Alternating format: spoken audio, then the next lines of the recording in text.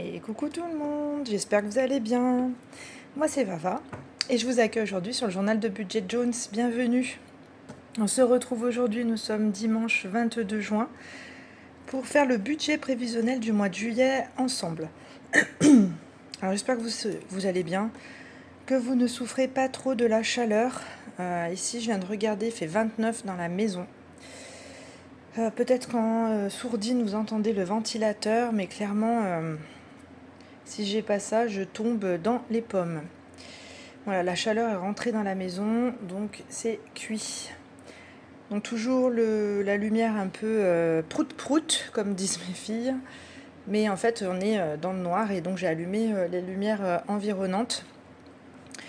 Donc lumière très très artificielle, mais on n'a pas le choix. Voilà. Et ben, je vais essayer de faire une vidéo assez courte. Donc je vais essayer d'être moins bavarde que d'habitude. Alors c'est parti. Hop, on est parti. Donc on va faire ensemble le budget du mois de juillet. Il est là. Hop. Et le week-end prochain, on clôturera ensemble le budget du mois de juin. Voilà, donc j'avance un petit peu pour que vous voyez un peu mieux. Normalement ça devrait aller. Voilà, donc le mois de juillet. Donc moi la paye arrive mercredi, jeudi prochain je crois. Voilà, donc on part sur 5 semaines, quasiment 5 semaines. Donc je vais tout faire sur 5 semaines. Voilà, donc il n'y a pas grand chose de prévu. Donc l'esthéticienne pour les sourcils 2 fois. Donc il faudra que je prévoie dans mon budget. Les filles sont en vacances le vendredi 4 au soir. Ah, j'ai pas mis les jours de centre aéré, tiens. Elles y vont là une fois, 2 fois. Elles y vont que 3 fois parce qu'elles ne veulent plus y aller. Donc ouais, j'ai oublié de marquer les jours. De toute façon, on recevra la facture deuxième quinzaine d'août et ça sera payé sur le mois de septembre. Donc voilà, donc 2 fois les sourcils. Une fois, je vais faire pédicure et manucure. Manucure, première fois de ma vie. Donc juste pour l'été. Après, je ferai la dépose. Mais pédicure, j'aime bien. Voilà, le coiffeur pour ma grande et moi le samedi 5. Et puis après, je pense que dans un de ces week-ends, là, on ira voir pour acheter la piscine, faire le terrassement et l'installer pour qu'on puisse en profiter. Puis il n'y a pas grand-chose. Je pense que je vais les amener à l'escalade. Je pense que je vais amener l'escalade peut-être sur le 19. Et je voulais amener ma grande au yoga. C'est un yoga, une séance en pleine nature. Et elle m'a demandé voilà, de faire une séance de yoga parent-enfant, donc en duo. Donc je pense que je vais l'amener aussi. Donc il faut que je prévoie sur le budget.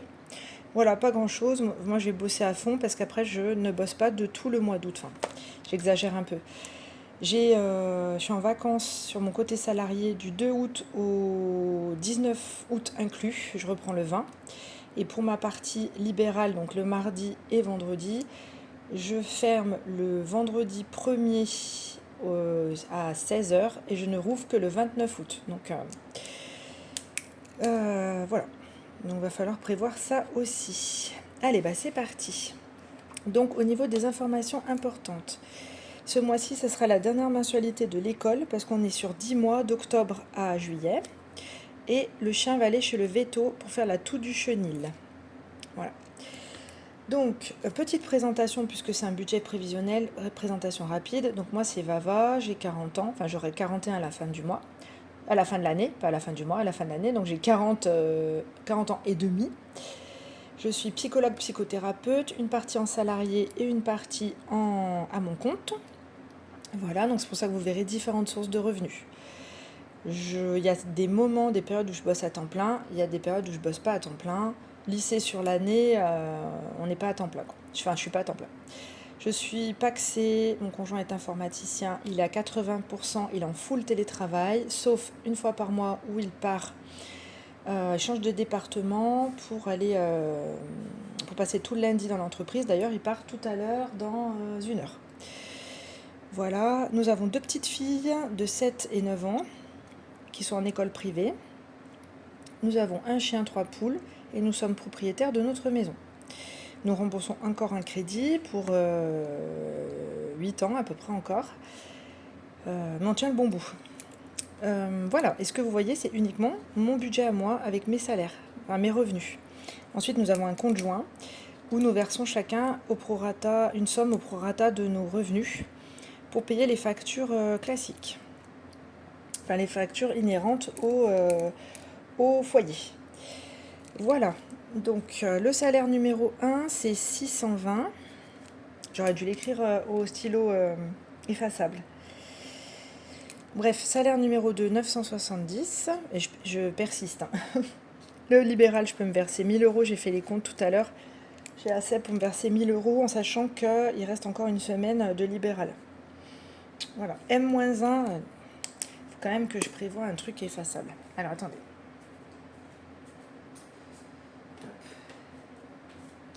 Hop.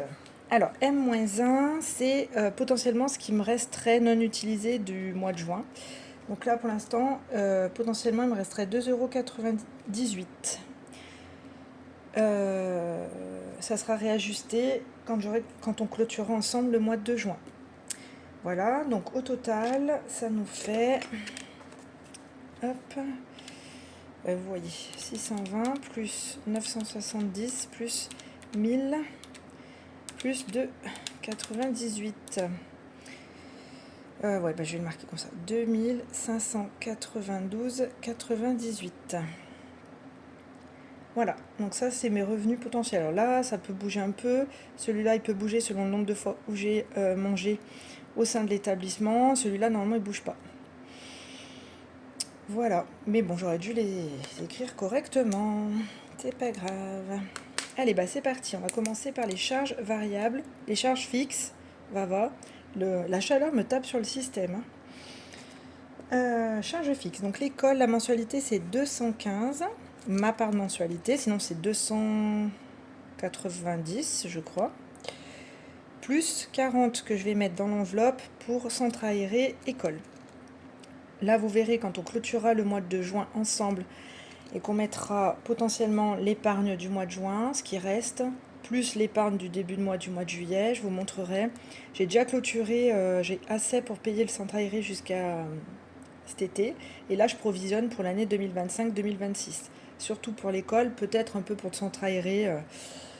Mais bon, je vais voir si déjà l'été se passe bien avec 3 jours de centre seulement sur les 2 mois. Et puis, si vraiment ça se passe mal dans le sens... elle s'ennuie, parce qu'en fait, nous, on va bosser. Donc, en fait, mon conjoint, il est à domicile. Donc, il bosse de 7h à 11h. Et après, il fait 14-16. Le reste du temps, il est dispo. Mais ça veut dire que parfois, il est en ce qu'il appelle les conf calls. Voilà, il est en conférence, voilà, en visio. Il doit travailler, il doit appeler des clients, etc. Il faut qu'elle soit potentiellement... qu'elle le laisse travailler. Voilà. Et moi, je vais bosser plein pot sur le mois de juillet pour rattraper mon mois d'août où je vais être fermée. Donc ça veut dire qu'il faut que je provisionne de l'argent. Parce que quand on est à son compte, si on bosse pas, on rentre pas de thunes. Hein, voilà. Donc on va voir comment ça va se passer. Bon, là, elle est un peu plus grande pour voir si lui, il arrive à travailler. Si moi, elles acceptent ou elles le vivent pas trop mal que je bosse plein pot. Parce que parfois, sur des moments où je fais des grosses semaines, après, elles me le disent, hein, que je suis pas souvent là. Mais là, c'est pour être là tout le mois d'août, il faut que faut que je compense au mois de juillet. Donc on va voir comment ça se passe, si on arrive tous à se goupiller, à respecter voilà, le rythme de chacun. Si vraiment c'est trop compliqué, je prendrai de temps en temps sur les grosses semaines de vacances scolaires pour elle et nous, les grosses semaines de travail, je prendrai quelques jours de centre aéré pour casser un peu la routine, mais on verra. Sur le resto, donc je provisionne 20 € de resto boulot, donc c'est les mardis et vendredis quand je travaille à l'extérieur que je puisse manger. Et je provisionne 40 € de restaurant en famille. C'est chaque fois les filles sont en vacances scolaires, on se fait un resto en famille. Et là, on le fera sur le mois de juillet, on trouvera un temps pour fêter les grandes vacances ensemble, même si nous n'avons pas de grandes vacances. Santé, je provisionne 20. Esthéticienne, donc c'est 20 pour les sourcils, les 2 fois des sourcils, et 55 pour la manucure, pédicure. Donc ça fait 75. Voilà, le téléphone c'est 10 euros. J'ai remarqué Google One, mais pour rappel, j'ai payé l'abonnement annuel au mois de mai. Assurance auto, non, conjoint, 830. Voilà, donc en fait, sur le conjoint, je verse 830 dès que j'ai mes payes. Et avant le 12, avant le prélèvement, je verse les 215. Donc au final, moi, je suis à 830 plus 215. Je mets 1045 de la totalité de mes salaires, la totalité de mes revenus. Et mon conjoint est à peu près à 1500 euros, ça dépend. Il verse à peu près 500 euros. Donc voilà. Donc au final, voilà, c'est pour ça qu'après je paye un peu plus que lui sur le fonctionnement mensuel. Ensuite, assurance auto, nous sommes à 55. Loisirs. Alors j'ai dit. Qu'est-ce que j'ai marqué? Donc j'ai dit une sortie au yoga, 15 euros. Ensuite, 13 euros d'entrée pour l'escalade de ma grande et 20 euros de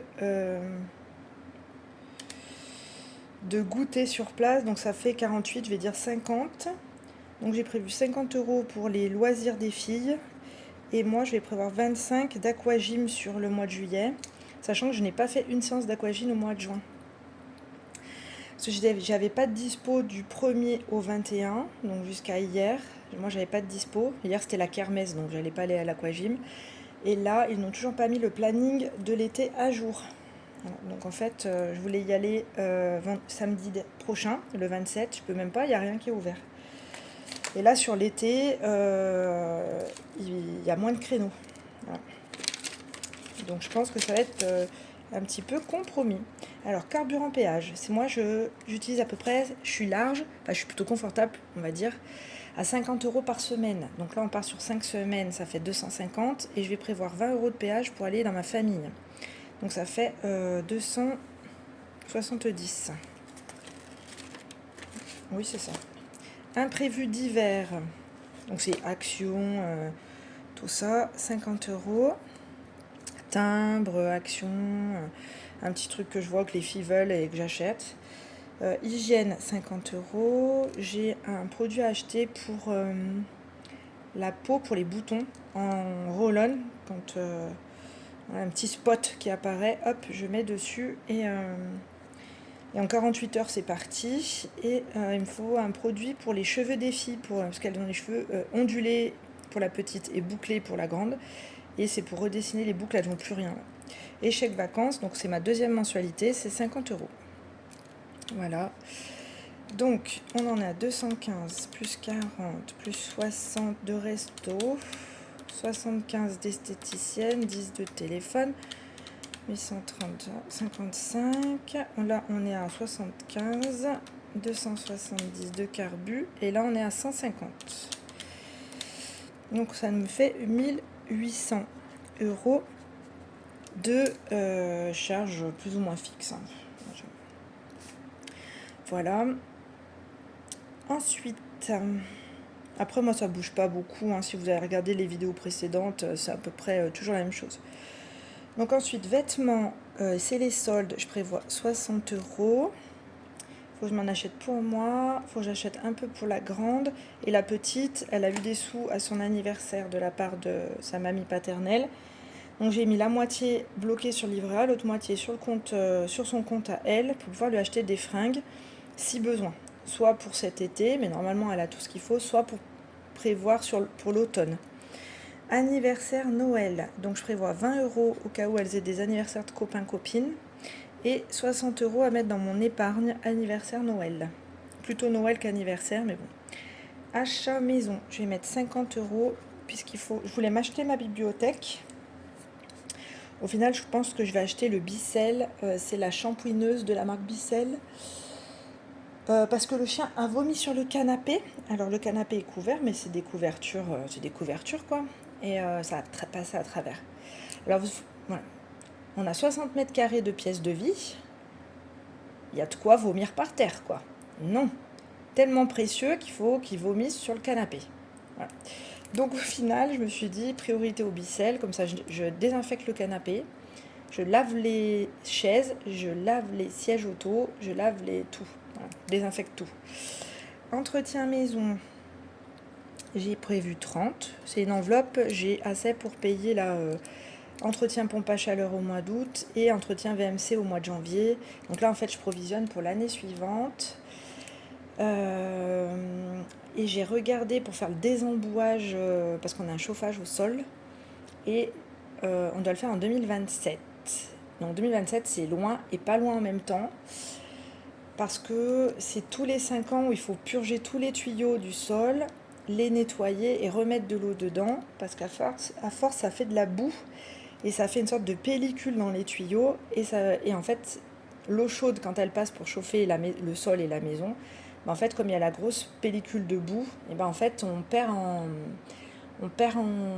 chaleur. Enfin, en fait, ça fait beaucoup plus travailler la pompe à chaleur, puisque si par exemple on l'a mis à 20, pas à 20, mais à 19,5, on l'a mis à 19,5 pour chauffer en hiver, et bien s'il y a une couche de boue qui empêche la chaleur de s'évacuer des tuyaux et de venir chauffer la maison, en fait on gaspille plus d'électricité, etc. Puisque la pompe à chaleur va marcher beaucoup plus longtemps, le temps que la maison elle monte à 19,5. Donc en fait, tous les 5 ans, il faut désembouer. Enfin, nous, c'est ce qu'on nous a dit. Peut-être qu'il y en a qui ont eu d'autres discours. Et la dernière fois qu'on l'a fait, ça nous avait coûté 400 € de purge. Donc là, je me dis, avec l'inflation, je pense que moi, je pars sur 500 €. Donc c'est pour ça que je provisionne. Je mets toujours... Alors là, j'en mets moins pour privilégier d'autres enveloppes. Mais je anticipe déjà pour 2026, 2027. Voilà. Et puis, je ne suis pas toute seule à payer. Mon conjoint aussi payera une partie. Mais d'habitude, sur une facture, quand on fait 2 tiers pour moi, 1 tiers pour lui, vu qu'on a 1000 € d'écart de salaire, enfin de revenus, à peu près. Les lunettes, c'est pour les lunettes de la petite, 20 €. Le coiffeur, c'est 20 €. Donc nous, on y va. Au mois de juillet, c'est déjà provisionné. Donc là, je provisionne pour septembre-octobre pour ma grande et moi. Et la petite, il faut négocier. Et les animaux, je prévois 100 €, mais je laisserai en virtuel, puisque comme le chien va chez le véto, je paierai, c'est mon conjoint qui va, et je le rembourserai directement en CB. Donc le total, donc 60 plus 80, plus encore 80, plus 40 et 100, ça fait 360 de charges variables. Ok, donc si on fait le calcul, 2592,98 plus 1000, non pas plus, j'aimerais bien, moins 1800. Ouais, je m'emballe. Ok, il resterait 792,98 moins les 360 € de charges fixes, charges variables, je vais pas y arriver. Il me reste 432,98 à épargner. Hop, je monte. Donc, on va partir sur 430. Et il resterait potentiellement 2,98 sur le compte. Moi, je ne fais pas le budget base 0. Voilà, je prends ce qu'il me faut, ce que j'ai besoin, ce que j'ai envie. Voilà. Le reste, ça partira en épargne si besoin. Donc là, les 2,98, je peux pas retirer 2,98. Alors, je pourrais les basculer sur Revolut en virtuel, mais je le basculerai sur le mois d'août si besoin. Donc là, on va mettre 430 € en épargne. Voilà. Donc c'est parti, 430 € à épargner. Ok. Donc déjà, il y a 50 € d'assurance vie automatiquement. Donc il reste 380. Là, vous voyez des choses entre parenthèses. C'est avant de me verser mes 1000 € de libéral, j'ai déjà provisionné, enfin je provisionnerai déjà 62 € dans l'enveloppe, dans le challenge des 100 enveloppes pour le voyage au Japon. D'ailleurs, j'ai signé le bon pour accord. Voilà, j'attends la facture d'acompte pour payer l'acompte. Et 60 € sur mon compte sur livret pour l'achat d'une nouvelle voiture. Voilà. Et là, je sais pas, parce que le plan épargne retraite, il y a une partie qui est retirée de mon salaire là. Quand je vous ai dit 970, il y a déjà le plan épargne retraite qui a été retiré directement de ma paye. Mais je sais pas, ça doit être à peu près 37 €. Hein. Voilà. Voilà. Donc ça, c'est ce qui est retiré, mais ils prennent que le plus gros salaire en compte. Et moi, après, c'est pour ça que je provisionne des petites sommes en espèces pour le plan épargne retraite, pour compléter avec mon salaire enfin le plus petit là, le 620, parce que c'était trop compliqué pour les assurances de prélever sur deux salaires, parce que c'est deux employeurs différents. Donc ils ont pris le plus gros et après je peux faire des versements libres, mais c'est minimum 500 € de versement libre. Donc je provisionne 250 € par an et au bout de la deuxième année, j'ai les 500 €, hop, je fais un chèque à l'assureur. Voilà. Ok, donc il nous reste 380, avons-nous dit. Alors, pour mon fonds d'urgence, je vais mettre 70 € parce que j'ai encore une dette envers moi-même. Pour mon fonds de sécurité, je vais mettre 50. Alors, moi je fais le distinguo urgence et sécurité. Il y en a qui font un distinguo entre fonds d'urgence et fonds de secours, mais au final, les termes changent, mais le fond ne change pas. Fonds d'urgence, c'est si j'ai une urgence. Une urgence pas forcément vitale, mais presque. Par exemple, le frigo claque, c'est compliqué de vivre sans frigo. Voilà. Donc je vais peut-être vider mon enveloppe achat maison, mais comme je vais peut-être pas en avoir assez, je viendrai taper dans mon fonds d'urgence. Le fonds d'urgence vient compléter une enveloppe qui ne serait pas suffisante. Voilà. Le lave-vaisselle, alors c'est moins urgent qu'un frigo, mais là, c'est mon conjoint qui fait la vaisselle. Moi, je suis jamais là, donc voilà. Donc je sais que lui, par exemple, ça serait presque une urgence vitale pour lui. Donc on prendrait un peu dans mon enveloppe, un peu lui sur ses comptes, etc. Et puis on compléterait peut-être avec mon fonds d'urgence s'il y a besoin. Voilà. C'est vraiment pour venir compléter une enveloppe avec quelque chose on ne peut pas faire autrement. Voilà, on est d'accord que, je sais pas moi, si nous on a une tablette, parce qu'on a deux tablettes, si on a une tablette qui lâche, c'est pas une urgence vitale, donc je viendrai pas taper dans mon fonds d'urgence, je prendrais, voilà, j'économiserais, je prendrais dans une enveloppe, je sais pas, achat maison, etc. Mais je viendrai pas taper mon fonds d'urgence, parce que pour moi, on en a deux, même si c'est, voilà, on a deux ordinateurs, une télé. Si on a une tablette en moins, pour moi, ça justifie pas que moi je touche à mon fonds d'urgence. Après, chacun fait comme il veut. Et fonds de sécurité, c'est pour assurer la sécurité comme un parachute. Vous voyez, si vous sautez en avion, il vaut mieux avoir un parachute, hein, on est d'accord. Bah là, c'est un peu pareil. C'est au cas où on a une baisse de revenus significative. Je sais pas, passer un temps là, le boulot allait mal. On nous disait que on fermait des lits dans l'institution où je bossais, enfin où je bosse toujours d'ailleurs. On fermait des lits et forcément on nous disait, bah vous les psychologues, les ergots, les enseignants à pas, blablabla, vous n'êtes pas indispensables. Ce qui est indispensable, c'est une infirmière, un médecin, un aide-soignant voilà, pour accompagner les patients. Le psychologue, c'est pas, voilà, l'ergot ou celui qui fait de l'activité physique adaptée, c'est pas l'indispensable, indispensable. Je l'entends, hein. Dire, bah si on ferme trop de lits, on n'aura pas besoin d'un psychologue à 40, d'un ergo à 50, d'un enseignant à pas à temps plein. Et ben, on va vous baisser vos temps de travail. En sachant que nous ne sommes pas fonctionnaires, nous avons des CDI, nous sommes sous contrat CDI, mais dans la fonction publique, c'est rien. C'est marqué sur nos contrats que si il y a faute professionnelle, bon ben voilà, on nous gicle. Si les enveloppes budgétaires baissent, ben, on viendra nous baisser nos temps de travail. Et s'il n'y a plus de nécessité de service, on nous gicle aussi. Voilà. Les fonctionnaires, ils sont reclassés quelque part. Nous, on n'est pas fonctionnaires. Voilà. Donc nous, ça serait allez, salut, au revoir. Donc là, on commençait à nous dire que moi, ils allaient me passer de 40 à 20, mon collègue moitié, machin et tout. Ça fait une perte de revenus. Voilà, et ben en fait, alors je suis d'accord, je peux aller pointer à Pôle emploi pour faire pour compléter. Mais le temps que le dossier soit fait, blablabla, ben voilà, vaut mieux avoir de l'argent un peu derrière. Enfin pour moi, hein, d'avoir de l'argent pour assurer les arrières, voilà. Ou le temps de trouver autre chose. Voilà. Parce que le temps que j'aille pointer à Pôle emploi et que je trouve tous les documents et qu'ils n'en perdent pas sur la route, j'ai mieux fait d'aller postuler ailleurs ou d'augmenter mon cabinet, quoi. Bref, tout ça pour dire que c'est pour assurer les arrières. Et là, j'arrive à peu près à 1 mois d'avance de charges essentielles.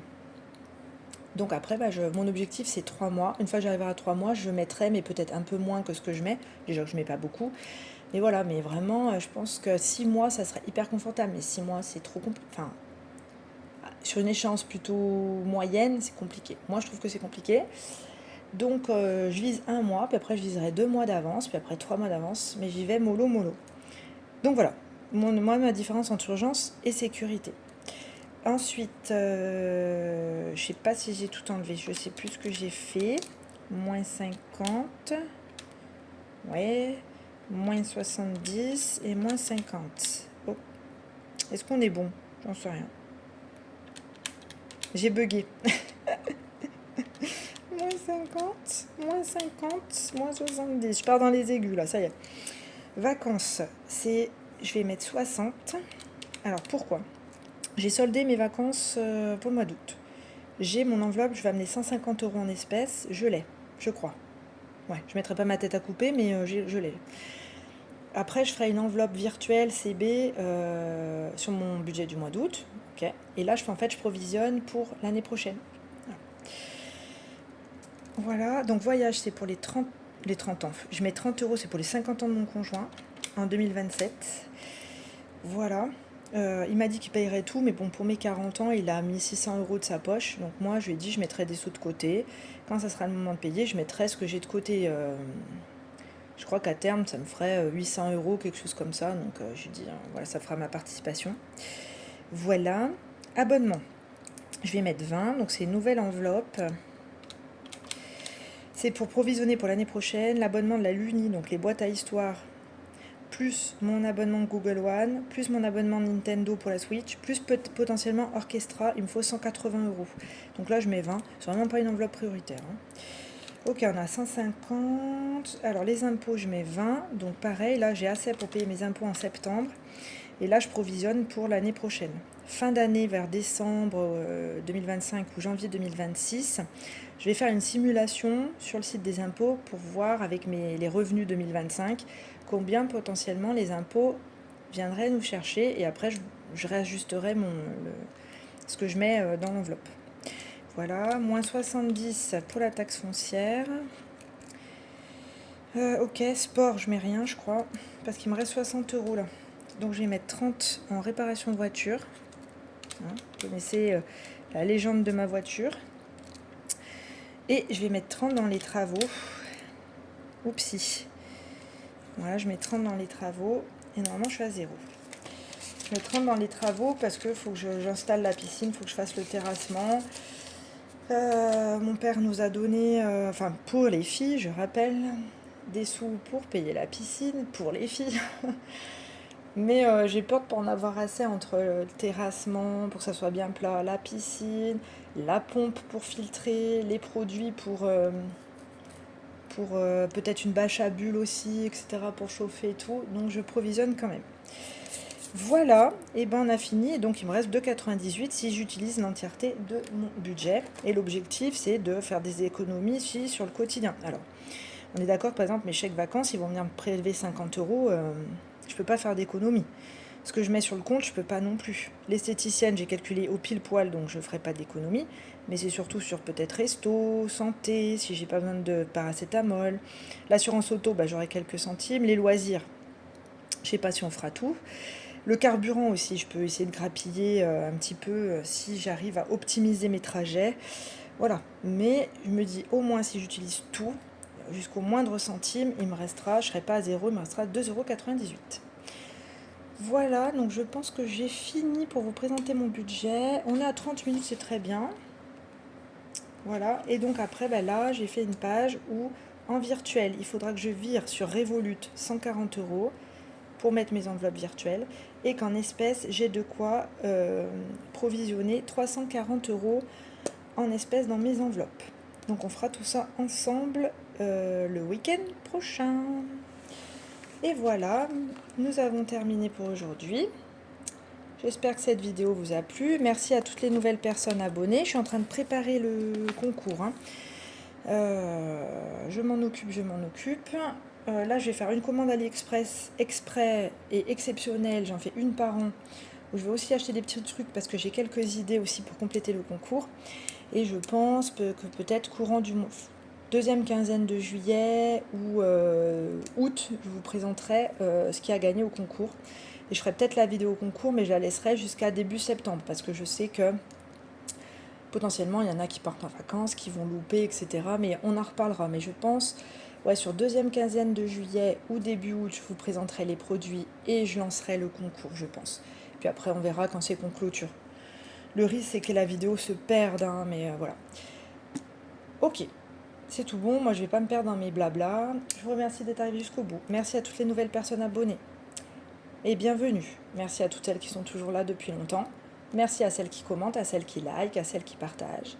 Merci beaucoup. La communauté grandit et c'est super bien. Merci pour l'accueil que vous faites de mes vidéos. Et puis, on se retrouve le week-end prochain. Allez, prenez soin de vous. Bye bye.